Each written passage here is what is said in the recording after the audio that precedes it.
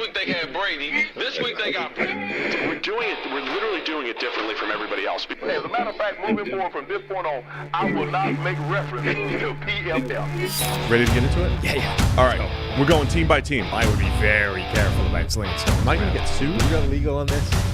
Let's send you out on the right note. PFF sucks. Have a great day, everybody. Wow.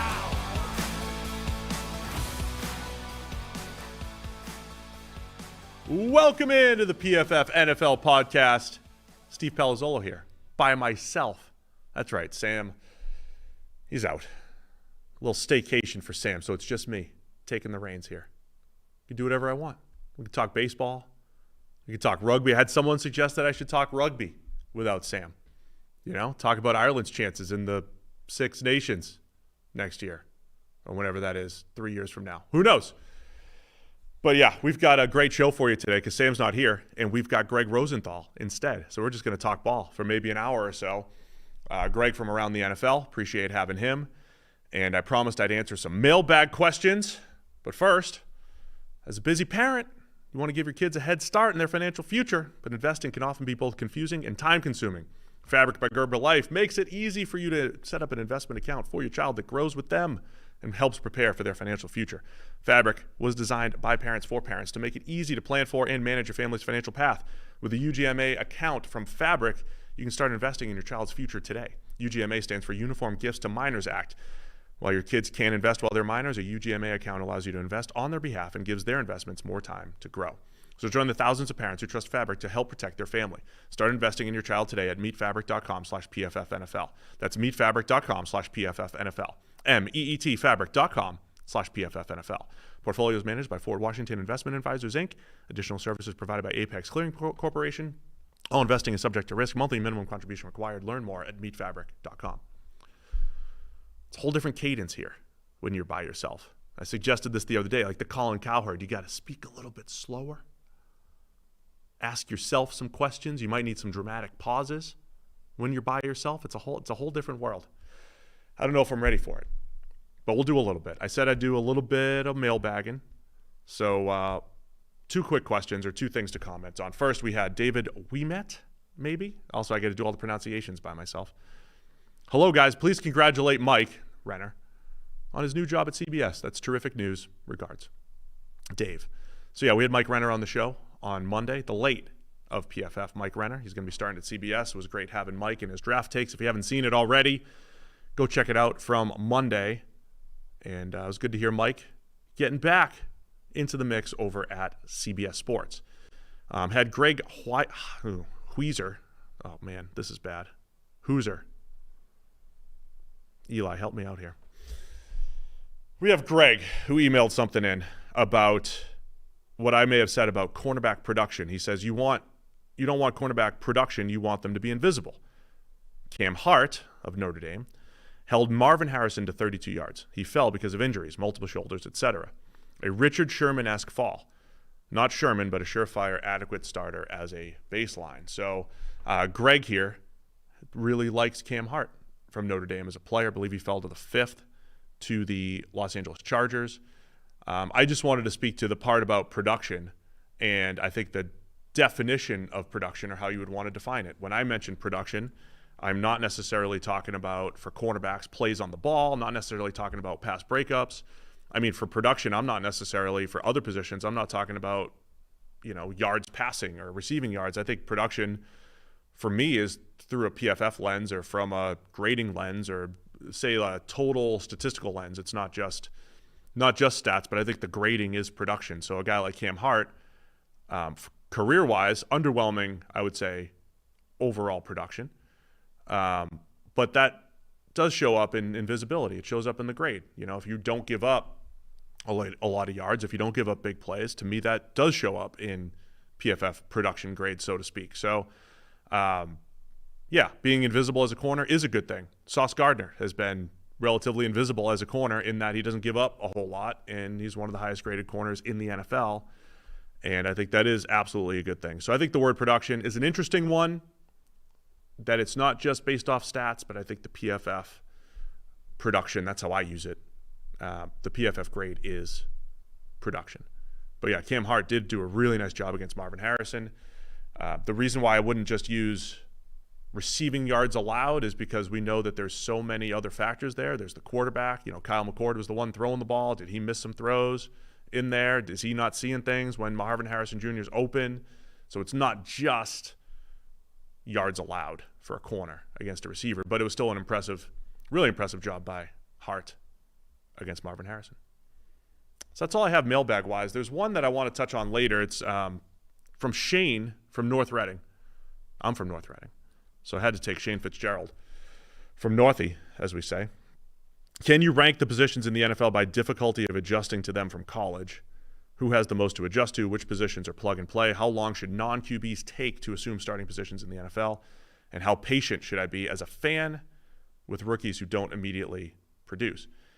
I guess I want to get Sam's take on this too, so maybe we'll rehash it later. But I think high level, the easiest positions to produce are the ones, we'll say, furthest away from the ball, or the ones that rely on athleticism the most. So let's say running back.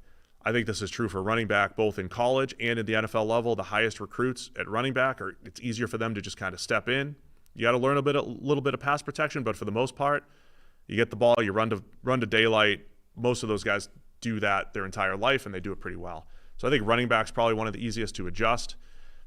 Offensive line has proven to be one of the more difficult positions to adjust. It doesn't mean that rookies can't have success. There's plenty of offensive line rookies who do have success, but it is the one position where you see, if you look at growth curves and production curves using the grading, year 3 or 4 is a big spike for offensive linemen. So I think it takes a little bit of time there, but there's anecdotal evidence both ways. I thought Tariq Woolen at corner for the Seahawks a couple years ago should have taken way more time to become a good NFL player.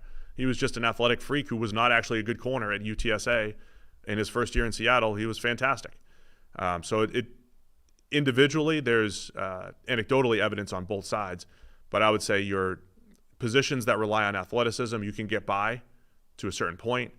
Technique-driven positions like offensive line, defensive line, you get a lot of edge rushers that will, or defensive tackles as well, that will take till year 2 or 3 when they figure it out. We could get into this a little bit more detail with Sam, maybe get his opinion on it, but I do believe the athleticism positions, ones that rely more on athleticism than technique, have the easier adjustment to the NFL. All right, that's your mailbag for today. So I got Gregg Rosenthal from Around the NFL. We got him pre-recorded. We're going to go to the interview. We're just going to talk everything. Talk about the draft, get his Michael Penix Jr. takes because we need more of those. Get his takes for everything around the NFL because that's what he does, co-host of Around the NFL. And then the show's going to end. We're going to go right off the air. That'll be our Thursday show, and we'll be back again on Monday. So we appreciate everybody for tuning in. I'll see you again on Monday, but for right now, let's get to Gregg Rosenthal from Around the NFL. And I am thrilled to be joined by Gregg Rosenthal, Around the NFL. Gregg, welcome back to the PFF NFL podcast. It is amazing to be here. Also amazing to have no idea what we're talking about, today. Yeah, I don't know. I mean, I get invited to shows and they're just like, hey, come on the show. And sometimes you get topics, sometimes you don't.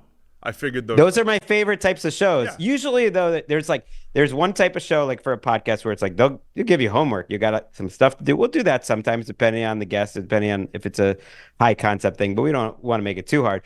And then there's like kind of the next level, which is here's the topic. Generally, we'll talk about this. But you're my favorite kind, which is the next level down, which is just turn it on, and you'll find out when we get there. Wait, if you go through our DMs, I believe I said something to the effect of draft and offseason.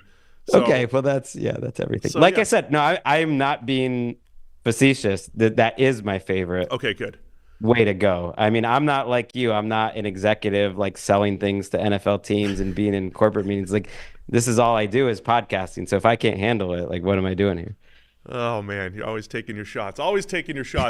I have to admit though, as a just podcaster, Gregg, you and the whole group, the heroes, if you will, I don't think we ever officially conceded to you. I did it in person at the Super Bowl, saw you at the Super Bowl, but we were both up. We were up for best American football podcast, and you guys won. You guys won, well-deserved, winning the award from the podcast awards or whatever we were up for. You guys won it. We did not. So congratulations to you guys. We did. That was really exciting. That was an award, I think, that generated in the UK. But it was a good life lesson. Almost immediately afterwards, we were nominated for an iHeart Podcast Award. And we stupidly actually went down because some of the people from the NFL were going to this. It was part of South by South. We went to the actual award show. And not only did we not win, but anyone that had won knew ahead of time. And we're in a special roped off VIP section, which we weren't allowed into. So Shannon Sharp won for Club Shay Shay. And, you got to give it up for Club Shay Shay. Of course you lose that. But that brought us back to earth after the award you're talking about. So it's humbling, and now we're motivated again. Oh, it's even more humbling for us, too, because we didn't even get invited to the award show where we lost. That's great. Well, congratulations on going and, whatever, all your success. So we don't know what we're talking about here today. So let's start with this one. What were your thoughts when Michael Penix Jr. was drafted? What was your initial reaction? Okay. Shock, surprise. I wasn't incredibly high on Penix as a prospect, which usually he would be my type. Like, I love Geno. I love Phillip Rivers. I love guys who can kind of work their way through the pocket, throw down the field, have good arms, everything like that. And he has some of that, but I wasn't totally in love with him as a prospect. So I didn't love that he was going 8th overall, but I have been process-wise, and I know you've been somewhat on this track too, that like you almost can't spend too much on quarterbacks. So I found myself defending the pick for the most part, the process to it, that like if you don't have a top 5 or to 8 quarterback, that there actually is almost no amount that you can spend at the position that I would probably think is too much. Now, this is getting as close to the line as I've ever gotten. It's pretty extreme, but I kind of get it, and I don't hate it. Put it that way. Like, I like it just as much as if they took Dallas Turner there, which was every mock draft. I actually think I kind of like Michael Penix better than like Dallas Turner. Oh, I like that. Yeah, so I mean, we've rehashed this conversation 4 or 5 times since the draft, but I knew that you were on our side, so I needed to get the agreeable version. Sam's with you too. That's good. Yeah, I mean, we're not going to be completely agreeable. I saw something that we disagreed with that we'll talk about in a second here. But yeah, I can't even think of an NFL scenario that's similar. We racked our brains. We went back through the whole Aikman, Steve Walsh thing as far as, okay, crazy draft capital investment. There was Sam Bradford plus Carson Wentz within the same offseason cycle. There's the Aaron Rodgers, Jordan Love, but there's no real one-to-one, like the top free agent quarterback comes off the board, and then you spend a top 10 pick, a top 8 pick on QB4 in this draft. I don't think there's a proxy for this, which is I'm just kind of rooting for the story. I just want to see how it plays out more than anything. Yeah, it's funny that we agree because I feel like I'm relatively on an island. And I'm not like going super strong because I'm not sure about Penix. I also don't want to give them too much credit for the process. If the process turns out to be that the owner was just putting his thumb on the scale and he was the one that really wanted to do it, which wouldn't be that shocking based on the reporting and based on his history, that he was like, I don't want to get stuck in this Matt Ryan situation. But that logic makes sense to me. That like, I think it's okay to look at Kirk Cousins and be like, in a best case scenario, this is 2 to 3 years. In a worst case scenario, it might not go that well here. And that's a reasonable outcome to expect for a 36-year-old coming off a torn Achilles. And everyone says, well, why would you possibly give him that contract? And I do think like it's kind of a bridge contract. It's not very different to the Daniel Jones contract from a year ago, and it's better than the Geno contract, but it's kind of the next level of that. So it was almost a bridge contract to begin with. The problem is these are actual human beings, and I don't know that Kirk Cousins specifically is going to handle this well. And that to me is the biggest negative. Yeah. I definitely highlighted that point. Like when you draft Jimmy Garoppolo and Tom Brady's in the building, and you draft Jordan Love, and it's how's Aaron Rodgers going to respond? You kind of know that, guys in the GOAT tier are going to just, get pissed off and maybe play better. You can kind of predict that. I don't know if you're maximizing Kirk Cousins for the 2 years with a Michael Penix Jr. looking over his shoulder. That, I believe, should be I'd say the biggest downside. Rather than giving up a Dallas Turner, giving up a starter on the defensive side of the ball, the bigger downside might be, are you affecting Kirk for 2 years here? Right. And is he good? I defended the Love pick like for a year or two straight and then just finally got quiet about it. But then for that to kind of come to fruition, that like, see, this did make sense in the end, makes me feel better. And I always defended the Patriots. People were so mad when they took Kevin O'Connell, like in 2009, I think it was, with a day two, what would now is day two draft pick. Was it third round? But it was relatively higher. But they're just like, why are you burning this pick on fire? People were mad at the Kirk Cousins 4th round pick. Why are you burning this pick on fire? And I know this is much more extreme. It's a top 10 pick, but Jacoby Brissett is a 2nd round pick when they had a couple guys. Like, that always made sense to me. I thought they were smart about that. And so this is just an extreme example. But if Kirk Cousins coming off an Achilles is your guy, maybe you have to go higher. So I was reading your 32 thoughts for 32 teams over at NFL.com. It's a nice, quick-ish type of read where you get a little bit of everything, not the full draft grades, but you got some thoughts on every team. So talking about Dallas Turner, you went back and looked at, and I'm going to assume all of this is true because I read it in your article here. What the Vikings ended up actually giving up for Dallas Turner. When you look at the Houston Texans trade and we had this discussion, like, did the Vikings go in and say, hey, we know we're going to give up all this draft capital for J.J. McCarthy, and, we didn't have to do that, so let's just use it on Dallas Turner. Who cares? But at the end of the day, to get Dallas Turner, including the trade with the Houston Texans and then with the Jags on draft night, 2024 second, a 2024 5th, and a 6th, and then a 2025 2nd, 3rd, and 4th. We're talking 6 draft picks, including 2 seconds for Dallas Turner, to essentially move up from 23, which they got to 23 with some of these picks, and then to move up to 17. That's a pretty big haul for Dallas Turner, and I think you ended up on the similar page with us. Like, he's a good player, but maybe not that top 10 caliber player that he was hyped as. Right, because just try to imagine a player coming off his rookie year getting traded for that haul. Like, how good would he have to be? Okay, you played, and you saw that, like, maybe Will Anderson is good enough right now that you would say, I would trade 2 seconds, a 3rd, a 4th, a 5th, and a 6th for Will Anderson. Even that seems kind of crazy to me, but that's after a top 5 pick who you already saw can play at a pretty high level. You have that like certainty to who he is. It always strikes me as a little crazy. And I think the Rams and the Eagles and some teams have taken advantage of this, that just like how much, how less willing teams are to give up picks for actual players that they know are good versus, just opening the mystery box here with the draft pick. And I get that There's contract situation and there's 4 years of the contract and there's all that is part of it. But still, it seems like knowing a player is good, you would be more willing to give up some draft assets. I mean, I was against the Will Anderson trade. I called the Will Anderson trade very risky. With the knowledge, I think Will Anderson was a way better prospect than Dallas Turner. I thought he was Aiden Hutchinson, in that, not like just a smidge below the Boses and Garrett or whatever. Like, I loved Will Anderson, top 3 type of player, fine with where he got drafted.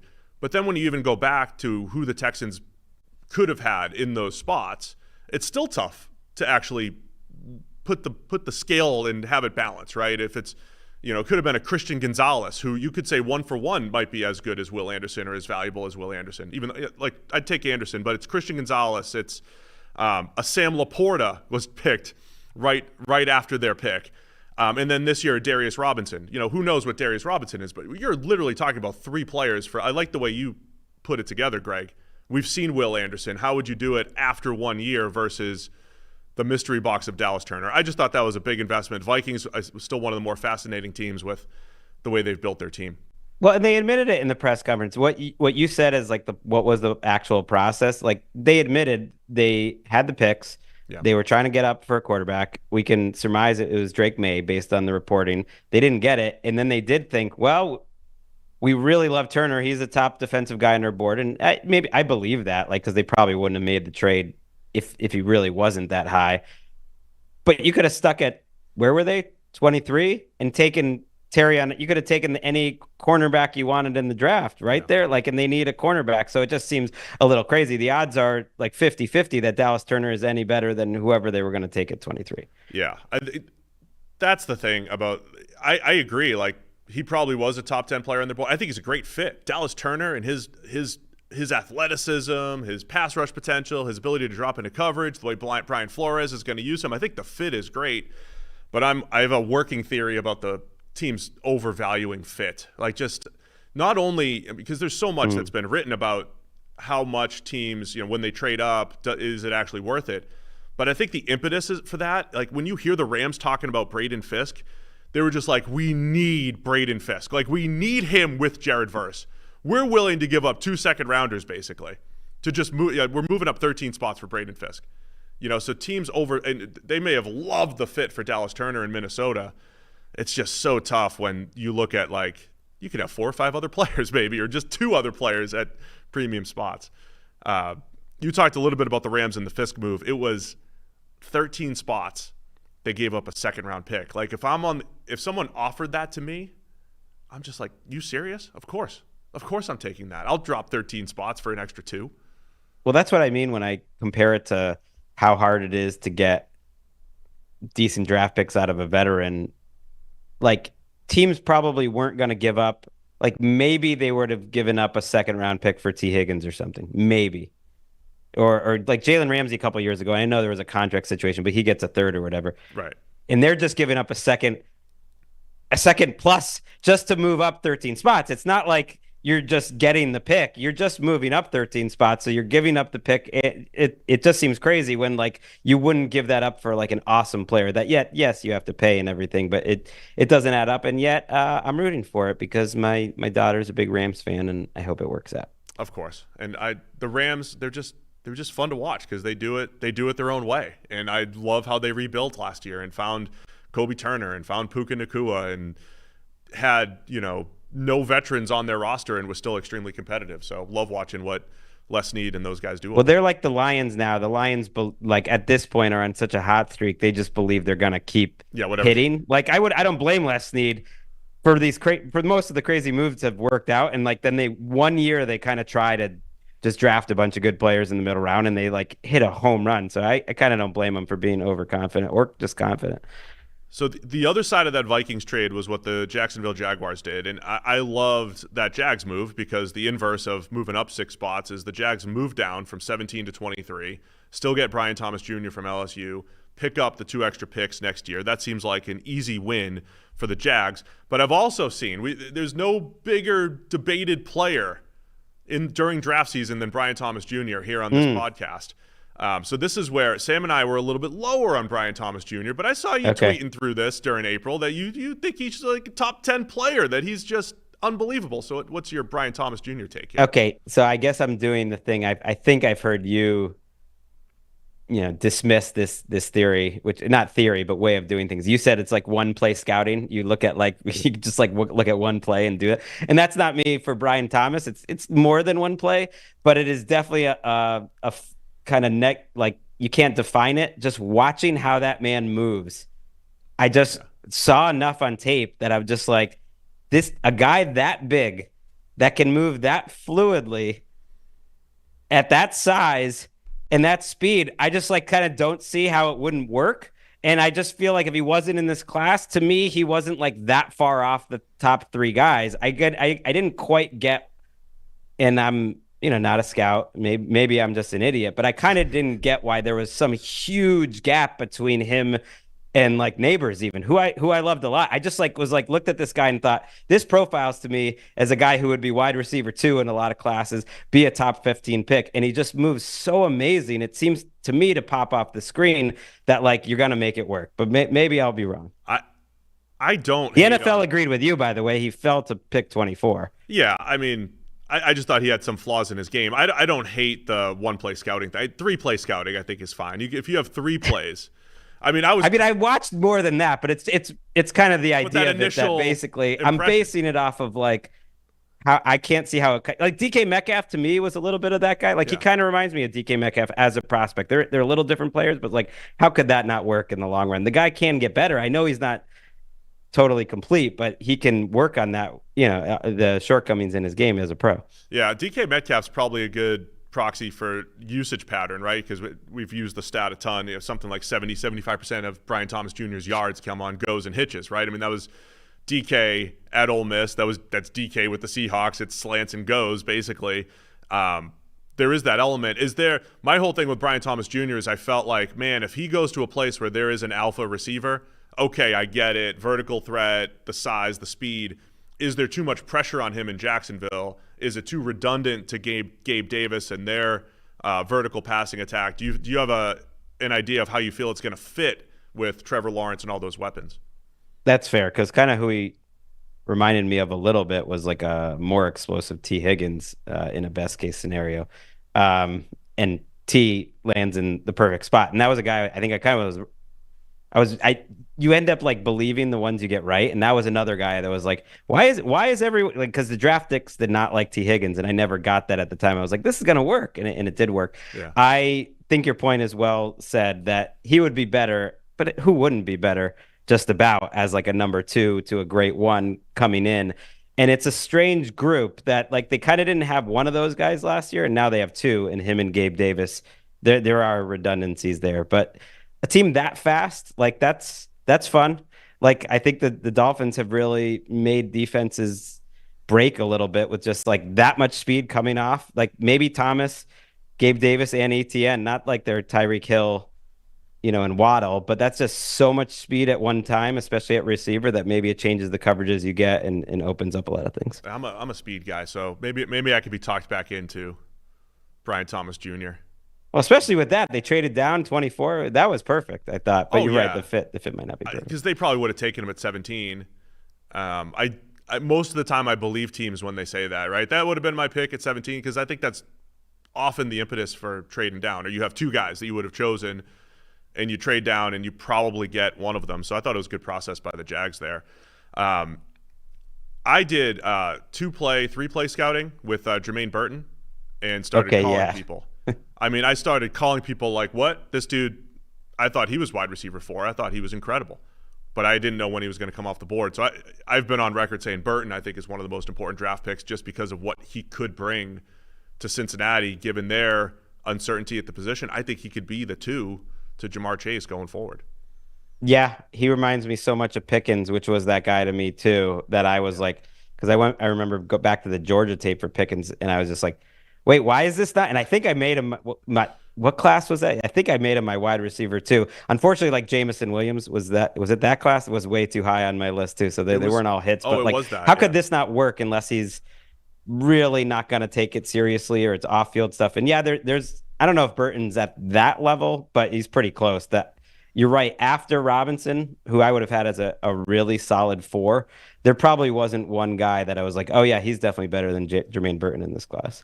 Yeah, so I can't wait to see what that ends up, what happens there, because there were a lot of teams that had Burton off the board. I've been doing the rounds. Every Bengals podcast has found me in the last week because of how much I was talking up Burton. So he's got to make me look good over here. You could, it's a lot to ask of a rookie, especially this rookie who was inconsistent in college, to step in as like a 700 snap slot guy or whatever. But I don't totally hate Trent Irwin or Yoshivas. Like I think they're fine. They're fine. A loaded receiving group in Cincinnati. What'd you make of the Raiders and Brock Bowers? My quick take on it was every other team is getting good players at key positions, including QB, and the Raiders I love Brock Bowers, but they got a tight end, right? So it felt a little dirty compared to everyone else in the first round. What'd you make of the Raiders in their draft? I liked it, and I like that, if you're watching on YouTube, like you have little lower thirds with the graphics. So that makes me think you did prepare the questions, unless you have someone in the back that's typing these up that quickly, and then it goes up. Oh, that's impressive. Yeah, that's Eli on the fly for us. We need one of those guys. We need that. That's fun. I like Bowers. Good job. I actually think it does go with what they've talked about. I don't think they wanted to take him, or expected to take him. I think they probably were on a quarterback and maybe even on one of those tackles. In just the one, maybe they loved Fautanu, who knows? And he was just gone, and they stuck to their board. But I actually think it goes, I trust what Antonio Pierce is saying. Every time he's saying, we're just going to be a running and play defense team and try to be multiple. And I think, they're going to be a base 2 tight end set, and they're going to be, kind of an awesome one that is going to be hard to cover, and that Mayer and Bowers are both going to just be on the field essentially as starters, and it will make them hard to defend and will make their running game harder to defend. So I think it kind of works, even if I don't really trust that their defense is going to be good enough to be a running and defense team. Like offensively, I think it works. Yeah. At the end of the day, I think it's going to be fine. They're the team that was left without a QB, and I'm a guy that wants to like see what Aidan O'Connell is. I wouldn't want to see it if I was the GM or the head coach, but I'm just curious, by in Aidan O'Connell. And if Gardner Minshew goes in there with the current group of pass catchers and offensive line, I think they could maybe do some damage, the Raiders. But at the same time, Minshew played better at the end of last season, but I mean, yeah, your grading would support my theory of like I was thinking through the first 10, 12 weeks, like this guy's playing as bad as he's ever played. I know they're winning some games, but he wasn't playing well. Oh, it's one of the hardest discussions every week. It's like Minshew's got good stats and the Colts are winning. I'm like, he just threw 5 passes to the defense yesterday. Did you see him play? And it somehow worked out. And I actually thought he played, and I'm trying to think of, I thought he played quite well the last month of the season. Like kind of became the guy people thought he was before that, including in the play-in type of game. But they gave him a ton of guaranteed money. Like that money shows that he is the guy, and I love that you want to see more of Aidan O'Connell. You're like me. I always want to see sort of the mediocre quarterbacks and think there's going to be a higher ceiling than there is. Because like, yeah, if he was a first-round pick and put the tape out that he did, people would be like totally fine with him going into year 2 as like having a major factor, but he just isn't that guy. Good first year for first round pick Aidan O'Connell. Let's see if he could build on it in year 2. Right? That's what the narrative would be. Whereas, I mean, he was like twice as good as Bryce Young. Poor Bryce.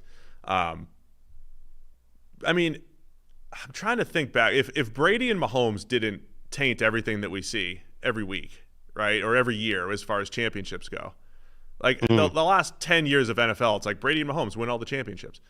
We lost that era where it's like Brad Johnson randomly won a championship, and everybody always cites the Trent Dilfer. We lost that like year 5 out of nowhere. Geno Smith comes in. Like Geno Smith would be like, he would stumble into a Super Bowl here or there. You know what I mean?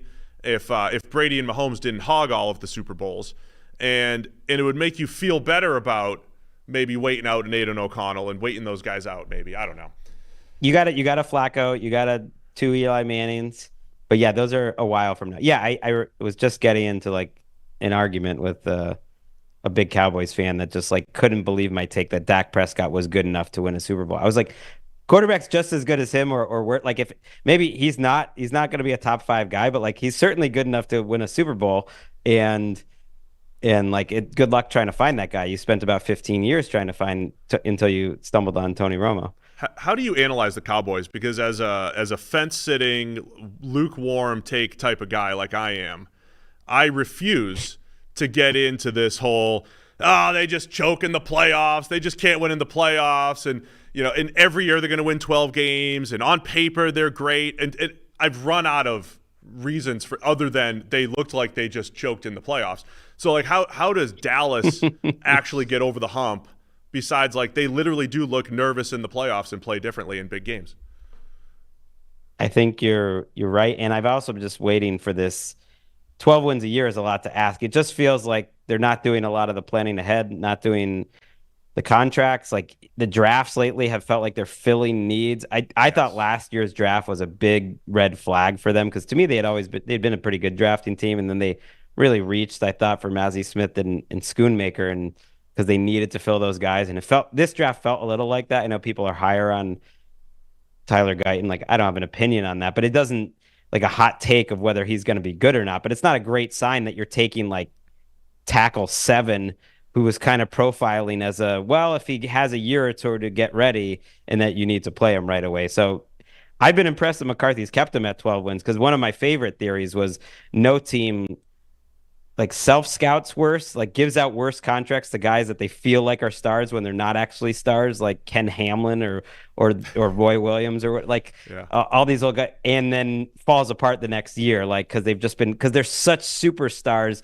in Dallas that somehow like they have one great year and then they can't back it up. And they have backed it up, but it does feel like, to me, roster-wise, this is the year that it just kind of the floor falls out, and that they're more like a 500 team possibly. I don't know how often you, as an award-winning podcaster, repeat yourself. I don't know if you repeat yourself as often as I do, but that has been my Cowboys take, is when the needs fall apart in front of them in the draft, aka they needed a corner and Patrick Surtain and J.C. Horn went right ahead of their pick, and they were like, oh, I guess we'll take Micah Parsons.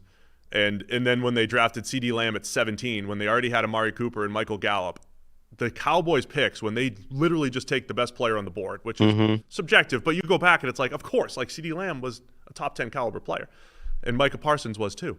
Zach Martin, right? They just took the best players on the board. I was rewatching the Martin draft. I think that was when Jerry wanted Manziel. Jerry wanted Johnny Football that year, and they had to like lock him in a room so they could run the Zach Martin card in or something like that, I think. But yeah, because I listened to the press conference too, and I heard about Schoonmaker, and it's like, oh yeah, he's a good move tight end. He fits what we do, and I'm like, man, I just don't want teams to just find a guy who fits what they do in the second round. You know what I mean? Like, just, you don't need to fill needs. And I'm in lockstep with you. I think when the Cowboys fill needs, it doesn't go well. And when they fill their needs ahead of time, draft the best players, that's usually the best strategy. So don't know how that's going to answer your question. I do repeat myself a lot, but you guys went 5 days a week at one point. I don't, and that's next level. Yeah, that was too much. Off season wise, that's intense. No, we went back to 3 at the end of this season. Back to 3. I wasn't doing the whole 5 either. Sam was. But yeah, we're back to 3. What do you guys do for the off season? We're over here just like hashing it out with management, like fist fight with management over here about how often we should be going in the off season. So let's really let's like they want more or less. What do you guys do? Before I tell we you. do 2 to 3 times a week, okay. Depending. Like we do mostly 3 leading up to the draft, and we used to do 3 through mini camps, and now we're mostly 2, unless like it's a special episode or something pops up until we get to training camps. We're mostly 2. Yeah, I bring our fights to the air here. Yeah, we're Sam and I think 2 is a good cadence. You know, they want us to do 3. We'll see where we land. We'll see what happens here. But it's tough. It's tough sledding in the off season finding content.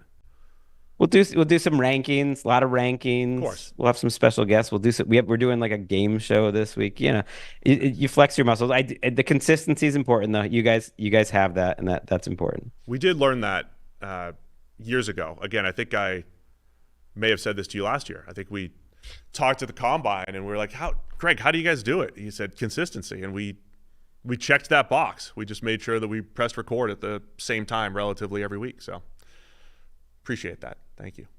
That's why we could be finalists and lose to you in awards. How about the Panthers? Do you think the Panthers have done enough for Bryce Young? No, is my instinct. Yeah. Right? Just like there's this weird thing that better. Happens that he has to get better too, but it doesn't, it's go ahead. It's a little better. Like I think there's a chance he gets better. He reminded me more, and I think this happens like when you start out your career, those seasons loom larger.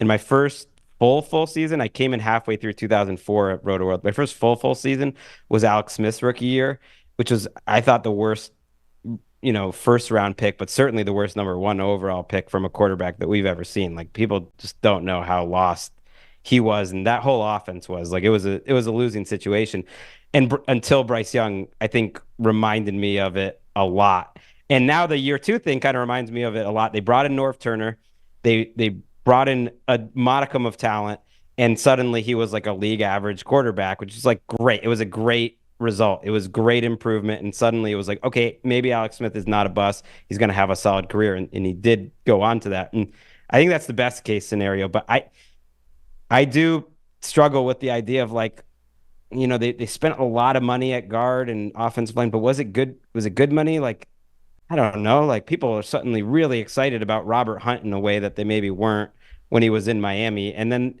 I love Deontay Johnson. I think that was a home run pick, home run pickup. But after that, like, the weapons are still, there's plenty of questions on the weapons otherwise. Did you see Robert Hunt catch that ball and dive into the end zone though?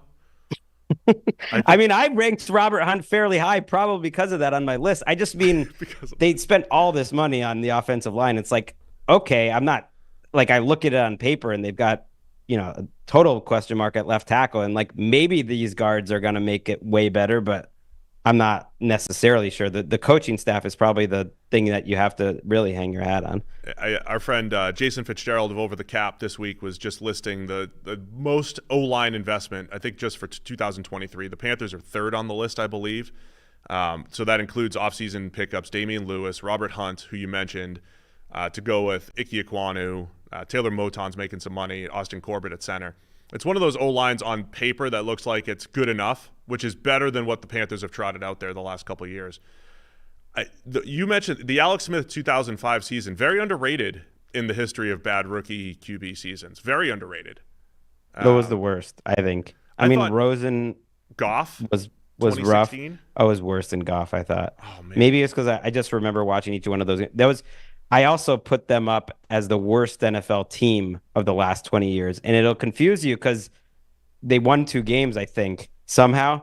But they were dead last in points scored, dead last in points allowed. And if you were someone who was tasked of going back and watching every one of their games, they were truly miserable on offense. Like, I think Cody Pickett got a number of starts. Like, they were truly miserable, and they were just as bad on defense. So I actually think they might be they always are my thought of like maybe the worst team of the last 20 years. Even though they stumbled into 2 wins, it was truly terrible. Let's just sit here and reminisce about the mid 2000s. Let's just do that because I love this. This is right up my alley. So you were probably like writing bullet points or whatever notes for the 05 Niners and just hating life at the time. I mean, liking it, you know what I mean? I mean, I liked it. Was it 05? Oh, it was McCarthy. They won 4 games. So I'm like mixing up a few years. But the part that I said about they were 30th in points scored, 30th in points allowed. So I might be mixing up a couple of the 49ers years. The year before was 2004, which was my first year, was the year where they were dead last in points allowed and second Tim Rattay scored. But either way, the quarterbacks playing those years, there was a year before Smith, Rattay and Dorsey. And then the next year was Alex Smith for about half the season and was brutal, and then Rattay, Dorsey, and Cody Pickett, and that is as rough an offense as you'll see. They brought Trent Dilfer in at some point, either 06 or 07, to help Alex along, I believe. For me, while we're down this rabbit hole, 2011 Blaine Gabbert, I thought that was the first rookie quarterback. Like I remember on Monday Night Football in like week 11 or something against the Ravens, he stepped up in the pocket and hit a pass downfield, and I was like clapping. I was like, man, that was the first good play I've seen from Blaine all season. I feel like he's making progress. I mean, that's what it felt a little bit like Bryce Young was every time a good play happened. It's like, oh, progress, and then didn't sustain. But imagine this though: Alex Smith that year completed 50% of his passes. He had 1 touchdown. He had 11 interceptions. He had a success rate of 27.8% and 5.3 yards per attempt. And that's pretty rough. That's 7 starts too. It's not just like 2 or 3. That's tough. Okay, that might win. Might win. So Alex Smith, but you're painting this picture of, okay, he kind of got out of it. As the season happened last year, I was remembering 2016 Goff, who got to sit out the first 8 or 9 weeks. When he started, it was the same thing. It was like there's 1 good throw per week where you're like, okay, that's why he's the number 1 overall pick, but everything else felt very uncomfortable. That was Bryce Young last year. I still think he's talented, but man, and he showed some stuff last year, but it was one of those like the playmakers, the actual offense, his actual play, everything was bad. Can, Adam Thielen, Deontay Johnson, Xavier Legette in the first round, all the offensive line investment, can that get him at least to league average in year 2? I'm skeptical, but if Canales, it would have to be great coaching, just because I thought there was a little more to Bryce Young's first 10, 12 starts than people were giving him credit for. I do think there were some pretty good plays as you watch the tape. I didn't think he looked overwhelmed physically, but I thought he was a little better in a brutal situation than people give him credit for. For instance, I would not put him, I don't think he was as bad as like Alex Smith was and some of these other, like Eli was pretty bad too. True. Like I thought he showed he was going to have a career, like he'll be an NFL quarterback. But I mean, Xavier Legette as your wide receiver too. Like if you can scheme it up, maybe it's going to work. I don't know, but he just seemed like a very difficult one to guess how it's going to work, and it's a tough situation. Canales has had the magic touch, though. He turned around my guy's Geno Smith's career on some level, so I love him for that. Then turned around Baker Mayfield last year. I mean, pretty good track record these last couple of years with Canales. Yeah, it made sense. What have you made of the Buffalo Bills offseason? Again, the easy talking point is, Super Bowl window's closed and all the big names are leaving. Do you think the Bills... To me, it's like a bit of an old school youth movement. We don't see this all the time where teams lose a bunch of veterans when they're in this window, so to speak, and then replace them with young players. Do you think the Bills will be just as competitive next year? Yeah, I do. They're still my favorite in the AFC East. I still, if I'm, ranking like most likely teams to go to the Super Bowl, they would be, I haven't gotten to that point, but top 3 in the AFC, I think, because I think Josh Allen plus like continuity with like some talent is putting you there. And I'm doing this projected starter series at NFL.com. I haven't filed anything yet, but I started working on it. And like they have actually almost as much continuity in their starting lineup as any team in the NFL. They're like teams that players have gone, but all the players that are starting for them have played for them, have been in that system. Like the only 2 potential starters are their first, 2 picks as rookies. And other than that, it's guys who have been with the Bills. And I think it's as good an offensive line as they've had probably in a while. They like it. They don't have top end weapons for Allen, but like a great defensive coach, like plenty of continuity, like youth. I think they're solid. Yeah. I feel Am I crazy? No, I agree. Like I'm trying not to overreact like other people. Like Tre'Davious White's gone and Mitch Morse is gone, and you just list all these starters. I feel like that used to happen 10 to 15 years ago more in the NFL, where teams just turn things over. It looks bad on paper sometimes, and then you realize the next year it's like, oh, those guys were, almost 30 or in their 30s. They weren't as good anymore. It's okay. So weren't playing in the first place, like in a couple of cases. Yeah. A lot of those guys have been hurt anyway. So, no, I'm with you. I think the Bills are going to be fine. I'm a little uncomfortable with the receiver situation and figuring out how that's I am work. too. I didn't like the Keon Coleman pick because they seem like everyone that they have on their roster is best off like over the middle of the field. Like I like Curtis Samuel a lot. I guess he would be the other potential new starter. I remember it was 19 of 22 that I projected were like on the team last year. So I was like, okay, this team hasn't really turned it over that much. It was Samuel and the 2 rookies potentially with the rookie safety. But Samuel, Shakir, in theory, Keon Coleman, but they say he's going to play outside. Kincaid, Knox, like even James Cook. Like that's a lot of receiving options that aren't like going to go win on the outside. So that's a little concerning. Supposedly they want Keon Coleman to play the X and to be the guy on the outside, and that's one of those things. Like Sam likes Keon Coleman but doesn't like him as an X. You know what I mean? It's one of those, like the fit is going to be a real interesting story to follow, because I think there's ways Keon Coleman can win, and I think I'm with you as far as the redundancy maybe in the Bills receiving core. But McDermott's, he's one of the I used to have this theory, and I might have to expand it, but it was like coaches were somewhat overrated, just that like there was only 5 or 6 that really mattered good and 5 or 6 that really mattered bad. Yeah. And the rest, it's like, you're getting professional coaching. It's not going to be like some huge swing. And to me, McDermott has shown for long enough that like he provides a legitimate advantage on defense, that like his teams to me perform better than you would expect and consistently perform well on defense if he has his guys. And he's got a million of his guys. He's got Rousseau and Oliver and Epinesa and Milano, and Christian Benford's played well, and Brazil Douglas fit in. Like he's got a million of his guys. So to me, that's like, okay, I can kind of pencil them in to be a good defense. At this point, I really do trust Sean McDermott to kind of coach up defense. I like it. No, I'm with you on McDermott. I think he's good. I think he's done a good job. What else you want to talk about? AFC his East? pregame speeches could use work, but you know, I was waiting for he seems a little tight. I don't know if it'd be fun to play for, but he does seem to provide an advantage. Yeah. Speaking of fun to play for, how about the Dolphins?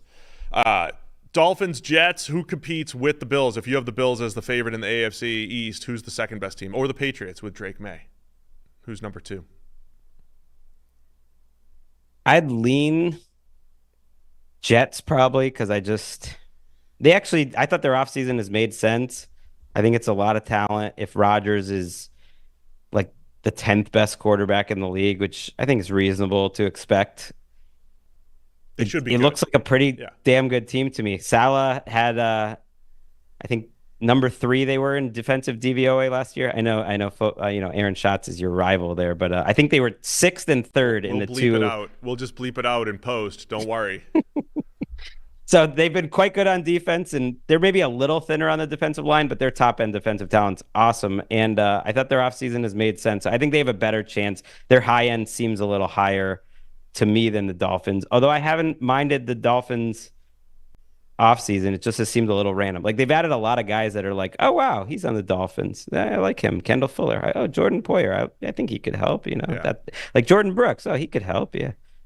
Yeah, I think my discomfort with the Dolphins is trying to figure out what the contract situations look like maybe a year from now. I think in 24 they're still in pretty good shape. If Tyreek, I always have a feeling like Tyreek Hill's just gonna blow out a tire basically. Like, he comes up hurt in every game and it looks serious in every game, and before you know it, he's back.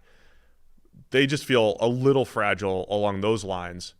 But when they're all healthy, and now Odell Beckham Jr., for whatever that's worth, they're still very dangerous. I just don't know how they're going to keep it all together in the coming years, pay to make those decisions. But I think for 24, the Dolphins are still very dangerous. And they have a new coordinator, and that's always like the biggest X factor. It's Anthony Weaver. Like, the Vic Fangio thing didn't work for them for whatever reason. And it's tough to know, but like, defensive coordinators really make a huge difference. I mean, people were not talking up Cleveland or Minnesota as top 5 or 6 defenses last year, and then they get a new coordinator and suddenly they're flying. So it's a little hard to guess. Like, is Jeff Hatley or whatever gonna do it for the Packers? Like, there will be some that pop up. Maybe it'll be Anthony Weaver with the Dolphins. I would say he has enough talent that it wouldn't be shocking as long as Jalen Phillips and Chubb get healthy at some point. I think you're right, though. It's tough to predict when it's going to happen because, when Jim Schwartz was not a defensive coordinator, it's not like someone's like, man, just get Jim Schwartz in the building. You'll have the best defense in the NFL. But the fit with Cleveland, and them loading up on the defensive line, winning with the front 4 like Jim Schwartz likes to do, just was a really good fit. And you would have said last year on paper, well, the Dolphins had Vic Fangio for the whole season. I did say that. Yeah. That looked great on paper, but now we're going to say it about the Eagles. They have Vic Fangio, so he's going to turn everything around. And they turned it on a little bit later in the year, but yeah, this is like pretty brand new. Like, they have a lot of turnover compared to Buffalo. I do worry. Maybe there's a PFF analytical way to think about this that I'm not as familiar with. Like, about the McDaniel, Shanahan, like, every year the offensive line just doesn't look that great, and then they do make it work. I'm tired of doubting that the 49ers offensive line and their secondary, for that matter, don't look that good, because then they play and then it ends up looking pretty good. Yeah, I think the way I've tried to capture that is when you have years of data, it's like, well, maybe the grades just don't matter for those positions. I mean, so you just ignore it. No, I mean, there are certain things like when Chip Kelly took the league by storm for a year and a half, and it's like, okay, is Nick Foles actually doing this, or is this the playmakers, the play callers? And you could kind of separate those two things and just say a PFF grade might say this guy's average. I mean, it's like the Shanahan QBs through the years. Like, you're going to have a 78 or an 80 PFF grade, and you're going to be top 3 in EPA per play. You just kind of accept that there are certain schematic advantages or play callers or systems that can override lesser play, perhaps. And I don't know, the Texans did it with our buddy Bobby Slowick last year, right? They didn't look great on paper from an offensive line perspective. They had a ton of injuries. Remember how bad their injuries were in training camp? And if you go back and you're like, man, CJ Stroud with all these backup offensive linemen, this isn't going to be a good start to his career. And by week 2, it looked great. It feels like the position group that coaching matters the most, whether it's your position coach like it was Munchak, or whether it's a system like McDaniel, who was a run guy. Because on paper I did their projected starters, like, wow, they're really counting on like Isaiah Wynn and a combination of guards I'm not really too sure about, and they're counting on Teron Armstead to stay healthy. It's just like it's a lot of ifs. But then Tua gets rid of the ball really quickly. They know how to get their backs into space, and they rely less on just like go make your blocks I think, than other systems. Titans. How about the Titans?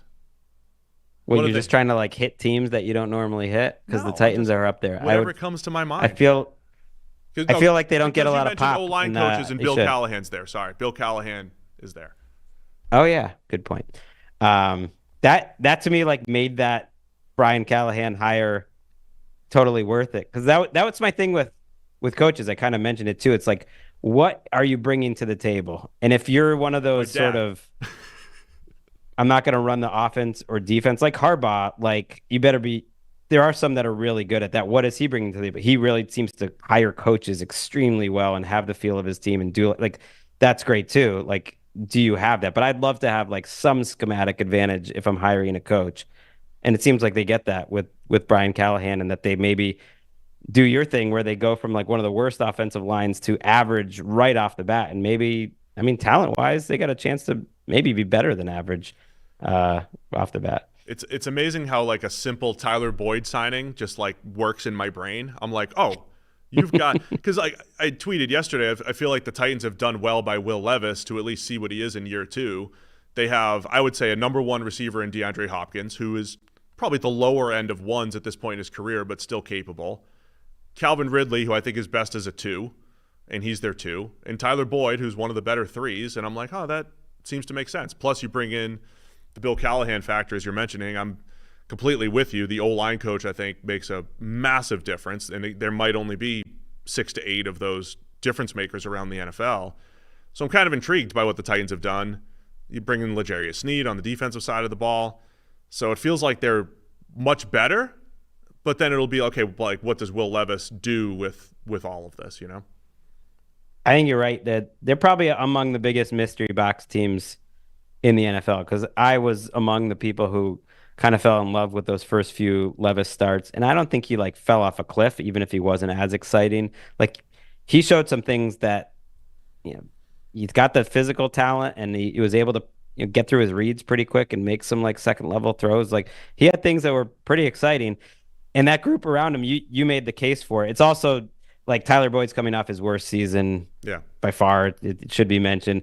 Ridley was kind of like, you couldn't quite rely. There was something missing there, like where he just wasn't in the right spot. So it's like Tony Pollard could be great, or he could be kind of ordinary like he was a year ago. And then it's another team with another former Ravens defensive assistants. Like, maybe Denard Wilson is the guy this year that's going to add a huge edge, or not. Maybe they're losing any advantage that there's now 7 like Ravens assistants running defenses out there. Who knows? But they actually think they have enough case where I could see their fans feeling very bullish after this offseason. It wouldn't be that crazy if they win this division, and they're probably like have terrible odds. I appreciate you highlighting the fact that with the random defensive coordinator that's just going to break out this year, you know, that, like, how bad did the Vikings depth chart look last year at this time? It's like, okay, if Marcus Davenport's healthy, like, are they going to rush the passer at all though? Even if he is healthy, what are they going to do? And then they just end up tweaking things schematically. Brian Flores kind of makes them they started slow too, and before you know it, they, you know, were much more competitive. I love that they added a lot of talent though to their defense, especially up front, because that Flores thing was starting to run out of steam by the end. Oh, yeah. He does feel like one of those coaches that's, when you're that creative and you do something that different, like, that's not going to work forever, probably. Like, you can almost expect it to decline on some level schematically this year, but then they added talent, I think, maybe to make up for it. What else you want to touch on? Anything? Any mid-2000s storylines that we should hit on? Have you guys done a draft watch along? I keep teasing that Sam and I are just going to like watch the 2011 draft or something like that. And I love when you do the draft rewatches. It always brings me on Twitter back to memory lane. Yeah. I don't know why this name popped up, but because Will Levis reminds me a little of him, and on a higher level, Drake May reminds me of him, and the state of Tennessee too. I just want to talk about Jay Cutler. That, you know, Jay Cutler was, first of all, in a draft with 2 of the biggest quarterback stars of like college football history, and was totally dismissed by a lot of people, and then ended up by far the best quarterback in that draft, and was a I think could have had an even better career if he had stayed with Mike Shanahan forever. Like, think how much differently we would think of Jay Cutler. Were you the one every single year being like, well, he's got Mike Martz now? Yeah, I can't even list all of his offensive coordinators, but it was 8 and 9 years or whatever it was. He was fun to watch, and he wasn't he really, based on like what his teammates said and stuff, I think they liked him and stuff, but I don't know if he had the work habits that the top 5 quarterbacks generally have, because he got pretty far without that. Yeah, I mean, he was very talented. You're right. Shanahan got a great year out of him in 2008, right before. Great year. That is one of my favorite teams. That Jay Cutler, Brandon Marshall, was it Tony Scheffler's on that team? Maybe that was Brandon Marshall at his peak. One of my favorite players. Like they were awesome. They just didn't have a defense. Was that Eddie Royal's rookie year? I believe so. He's in there. Was he was Denver, right? As a rookie? I don't know what it says about me that you wanted to play the name a guy game, and Jay Cutler is the first guy that comes to mind. Jay Cutler. Maybe it's because you're just like a reality TV guru or something, and you remember Jay from reality TV more than anything. 30th in the league in defense that year, second in yards. Not that I want to go by yards too much, but 7th in yards per attempt, net yards per attempt by Jay Cutler. He was money for a 25-year-old, and he threw the ball 616 times, which back then was a lot. Just another notch in the Shanahan belt, man. Everywhere they go, I mean, they turned Matt Schaub into one of the most efficient passers in the league throughout his career. Just nonstop. Yeah, we were trying to think on our show last week, is this the best Texans team? Does it have a chance to be the best Texans team ever? And then we were like, no, the team that was beating the Chiefs in the playoffs was actually pretty loaded. That team was probably better. And I was trying to make the case for the Schaub teams. Those weren't bad teams. The Letterman jacket teams. Letterman jacket. You had Andre Johnson. You had J.J. Watt. You had some top-end talent. Yeah, they had some stars. Jadeveon Clowney. All those guys were on the team at the same time. I was covering back when I would occasionally cover games, especially in the playoffs, the Texans' first ever franchise playoff victory, in which Jadeveon Clowney was by far the MVP of that particular game. I believe starting against Connor Cook. I mean, it was a tough quarterback matchup in that game. But how could a number 1 pick be bad if he was the best player on a team that won your franchise's first playoff game? You can't kill him that bad. But what else you drafted him first overall for? But to win playoff games. Well, I think that might be it. That might be all I have for you, Greg. Okay. If you have anything else you want to talk about, it's just no. I mean, I don't know. You can spin the wheel and I'll just go, but I don't. Nothing else. I don't want to keep you. Pops to mind. I'm a Patriots fan. I was a recovering Patriots fan. I'm curious about what you think this season might look like from them. I think my biggest takeaway on the Drake May thing is to just I liked Drake May. I thought he was QB2. I thought he was the right pick for New England. And now you've dropped him into a very similar situation that got Mac Jones and Bill Belichick run out of town. So just temper expectations initially. Maybe it's a whole new vibe around there with Gerard Mayo and everyone else, but they still have work to do at pass catcher, offensive line, and patience. But I think they got a guy to build around. So the defense has so much continuity. It's kind of funny they fired Bill Belichick. It's his defense, and they're good enough that they have Dietrich Wise and Anthony Jennings and Uche possibly coming off the bench here. They're pretty deep, not really in the secondary, but they're pretty loaded and have a lot of continuity where they rightly probably expect their defense to be good. I actually think their offensive situation is better than maybe Mac stepped into, that there's more decent players. But I'm very concerned about the coaching, that it's just a very random coaching staff of guys that other places didn't necessarily want. And people are like, oh, we've got the Shanahan system. It's going to be fine. It's this is the one guy that sort of Alex Van Pelt who right. wasn't getting a lot of credit or pop from any of these teams. And you've got got what's his name in the mix. Like it's a weird mix of offensive coaches. It's a very weird mix. It was almost like they said Bill had only 5 coaches. We're going to have 20. You know, he only had a handful of guys that he trusted. We're going to spread the wealth a little bit more, get more voices in the building, so to speak, from all different places, which they have. So, yeah, I mean, Ben McAdoo, for whatever reason, is the head coach that, like, even when he was a head coach, I could, like, never think of, like, who is that guy? There's something about Ben McAdoo. It just is forgettable. That's who I was trying to think of. Yeah, he's in the building too. That's right. It's an interesting mix for New England. So I'm interested in May and what he can do. And I guess if you look at Juju and Kendrick Bourne, solid, and Demario Douglas looked good as a rookie, and Austin Hooper and Hunter Henry is solid. But, I mean, that's what the playmaker situations looked like the last couple of years, hasn't it? It's like, well, if they're all at their best, it's a pretty good, sum of the parts type of thing. But they've been lacking, like, a legit playmaker for a few years now. Yeah, and Jalen Polk doesn't really profile as that. Polk, right? Mike Reese reported at ESPN that they were trying to get Keon Coleman, either Coleman or Leggett, and the Bills wouldn't trade with them, that they took the Panthers offer, and they were pissed because they thought they had that.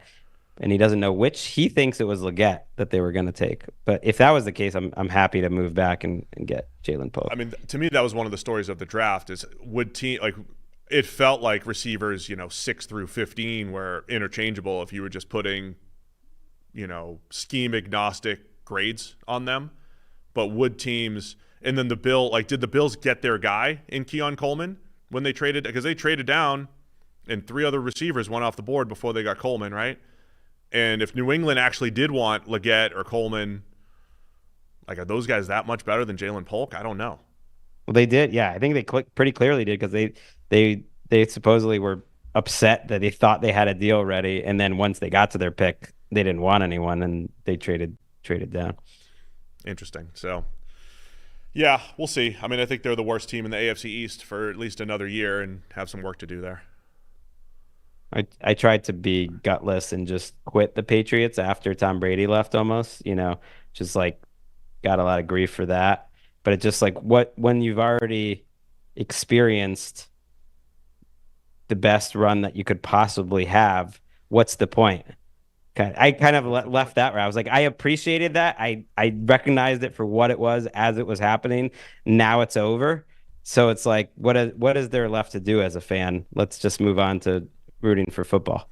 Were you a partaker of Boston sports radio through the years growing up? No. I mean, I would hear it sometimes, and I always would hate it. I always hated WEI and just like hated sort of culture it brought. I mean, it was obviously very negative, and then every Boston sports team started winning right around 01 to 04. That era started to turn things around, but the Weiner line and everything. I mean, there was some special era of Boston sports radio back then. Glenn Ordway, I hated all that stuff. Wow. I mean, I'm obnoxious in just a different way, but I found it obnoxious. I appreciated that those guys felt like they were having fun. They felt like, even though they were just antagonizing fans in the New England area, they felt like they were having fun every day. So it's one thing I tried to take from them with the whole podcast thing. That's fair. Let's just have fun. We're just talking ball. So anyway, it's all good. What else you guys got going on for the offseason here? Any other good ideas that people should tune in for? We got a game on Thursday, kind of just a preview that. We got some rankings coming up. We'll have guests a couple times a week. We'll keep cranking. Nice. We'll keep cranking, and then we'll take a little slow it down around July 4th, and then back up to really full steam in training camp. Love it. So go check out Greg and all the guys over at Around the NFL, award-winning podcast, award-winning NFL podcast. Top 2 NFL podcast, probably. Top 1. You guys are up there. I appreciate that. I mean, I don't know if I agree or believe it, but I appreciate that. You get them next year, Steve. Like, and we'll push our listeners. We'll say we won. If it was voting, I don't even remember if this was voting or not, but we'll tell them vote for PFF. Get them a I like chip. it. Yeah, it's like a podcast award Ponzi scheme. We'll all share in the rewards there. Anyway, Greg, always a pleasure. Love talking ball with you, and we'll do it again soon. Thanks, Steve. All right. Thanks, man.